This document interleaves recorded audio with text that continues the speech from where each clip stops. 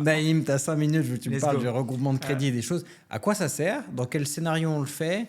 Quels en sont les bénéfices? Enfin, fais-moi un peu la leçon là-dessus parce que j'ai tout à apprendre. Le regroupement de crédit, initialement, à la base, c'est pour éviter que les personnes se retrouvent en situation de surendettement. Ok. L'année dernière, j'ai un regroupement de crédit d'une jeune femme qui avait plus de 10 crédits à la consommation, gagne 3 000 euros par mois, mais elle avait plus de 2 500 euros de crédit, elle était pris à la gorge. Ok. On regroupe donc un Sofinco, un CTLM, etc.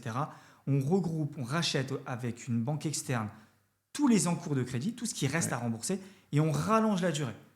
Donc elle est passée littéralement de 2 500 euros par mois à 900 euros. Oh, wow. Donc Ok. une vraie bouffée d'oxygène. Ensuite, évidemment, quand tu y réfléchis un peu plus, tu te dis, attends, si on peut faire ça dans cette situation, est-ce que si demain j'ai une personne qui a plusieurs biens immobiliers et sur chaque bien on a, je sais pas, 30% de marge à chaque fois, donc qui peut ça équivaut au bout de sur 3 biens à 90% de la valeur d'un bien, donc une belle marge hypothécaire.